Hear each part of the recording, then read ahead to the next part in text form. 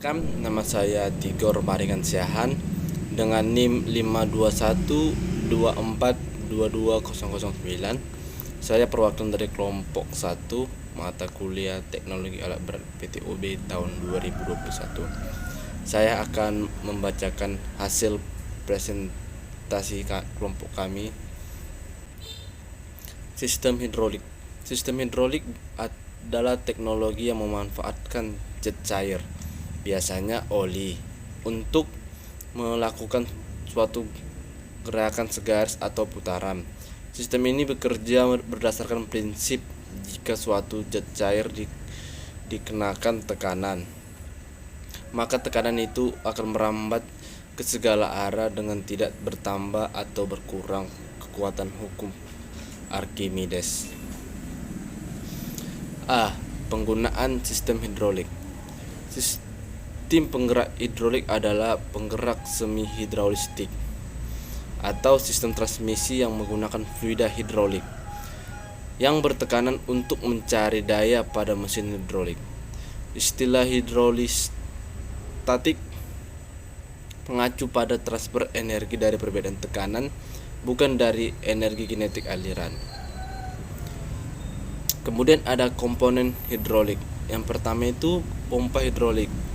Pompa hidrolik ini berfungsi untuk mengubah energi mekanik menjadi energi hidrolik dengan cara menekan fluida hidrolik ke dalam sistem. Dalam sistem hidrolik, pompa merupakan suatu alat untuk menimbulkan atau membangkitkan aliran fluida atau untuk memindahkan sejumlah volume fluida, dan untuk memberikan daya juga. Kemudian komponen yang kedua yaitu silinder kerja hidrolik atau aktuator. Silinder kerja hidrolik merupakan utama yang berfungsi untuk merubah dan meneruskan daya dari tekanan fluida, di mana fluida akan mendesak piston yang merupakan satu-satunya komponen yang ikut bergerak untuk melakukan gerak translasi, yang kemudian gerak ini diteruskan ke bagian mesin melalui batang piston. Komponen ketiga yaitu reservoir atau tangki hidrolik. Sebagai tempat penyimpanan fluida hidrolik untuk mengakumulasikan perubahan volume fluida pada saat sistem bekerja. Pada tangki hidrolik juga didesain antara suatu sistem untuk memisahkan udara dari fluida hidrolik, karena adanya udara di dalam fluida dapat mengganggu kerja sistem. Kemudian komponen yang terakhir yaitu keempat ada filter. Komponen ini berfungsi untuk mengumpulkan kotoran, biasanya berupa metal atau sejenis lainnya, pada fluida hidrolik agar kotor-kotorannya tersebut tidak ikut bersirkulasi. Cairan, pelumas, dan oli. Pelumas adalah zat kimia yang umumnya cairan yang diberikan di antara dua benda bergerak untuk mengurangi gaya gesek. Zat ini merupakan fraksi hasil destilasi minyak bumi yang memiliki suhu 105 sampai 135 derajat Celcius. Umumnya pelumas terdiri dari 90% minyak dasar dan 10% zat tambahan. Sistem pelumas ini memiliki beberapa fungsi dan tujuan, yaitu yang pertama, mengurangi gesekan serta mencegah kausan dan panas dengan cara oli dapat membentuk suatu lapisan tipis atau oil film untuk mencegah kontak langsung permukaan logam dengan logam. Yang kedua, sebagai media pendingin, yaitu dengan menyerap panas dari bagian-bagian yang mendapat pelumasan dan kemudian membawa serta memindahkannya ke sistem pendingin. Yang ketiga yaitu sebagai bahan pembersih, yaitu dengan mengeluarkan kotoran pada bagian-bagian mesin. Yang keempat, mencegah karat pada bagian-bagian mesin. Yang kelima atau yang terakhir, mencegah terjadinya kebocoran gas hasil pembakaran. A. Viskositas atau kekentalan. Viskositas atau kekentalan suatu minyak pelumas adalah pengukuran dari mengalirnya bahan cair dari minyak pelumas. Dihitung dalam ukuran standar, makin besar perlawanannya untuk mengalir, berarti makin tinggi viskositasnya. Begitu juga sebaliknya. Viskositas memiliki dua jenis. Yang pertama itu viskositas absolut atau koefisien viskositas mutlak. Dan yang kedua itu viskositas kinetik. Viskositas absolut merupakan gaya tengansial persatuan luas yang dibutuhkan agar dapat memindahkan suatu bidang horizontal ke bidang lainnya dalam unit velositas. Satuan viskositas dinamis dalam satuan internasional SI adalah Ns per meter kubik atau Pascal atau kilogram per meter second. 1 PAS sama dengan 1 Ns per meter kubik atau 1 kilo per massa. Apabila dinyatakan dalam satuan sistem CGS, maka satuan berlaku adalah centipoise. Kemudian ada indeks viskositas. Indeks viskositas atau indeks kekentalan adalah perubahan nilai viskositas akibat adanya perubahan temperatur. Perubahan ini biasanya timbul akibat adanya perubahan iklim ikatan molekul yang menyusun fluida tersebut. Akibatnya, apabila molekul yang menyusun fluida tersebut dikenakan sebuah temperatur yang berbeda, maka kekentalannya pun akan berubah juga. Perubahan tersebut tergantung dari sifat fisika maupun kimia fluida tersebut. Ada fluida yang jika terkena temperatur tinggi akan semakin mengental, dan ada pula yang semakin encer.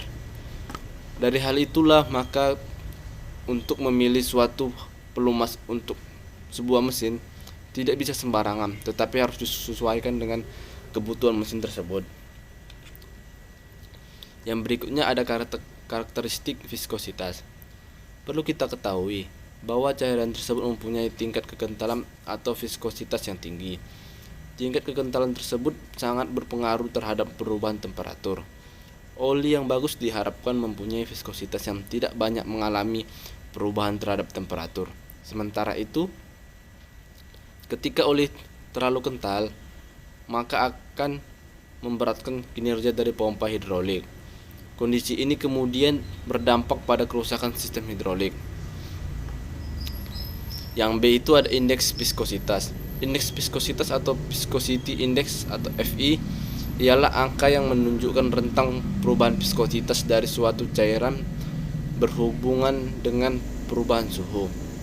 Dengan demikian, viscosity index ini digunakan sebagai dasar dalam menentukan karakteristik kekentalan cairan hidrolik. Berhubungan dengan perubahan temperatur, mengenai viskositas indeks ini diterapkan dalam DIN ISO 2009.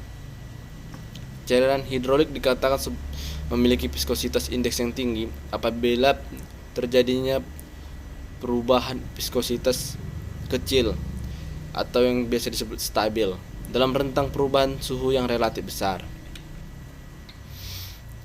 Cairan hidrolik, terutama oli hidrolik, diharapkan memiliki viscosity index atau VI sebesar 100.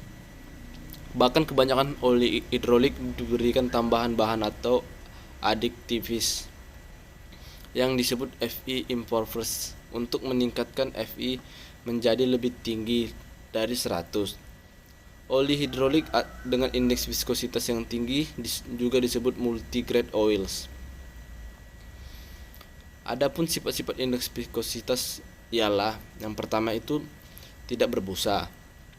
Bila cairan hidrolik banyak berbusa akan berakibat banyak gelembung udara yang terperangkap dalam cairan hidrolik,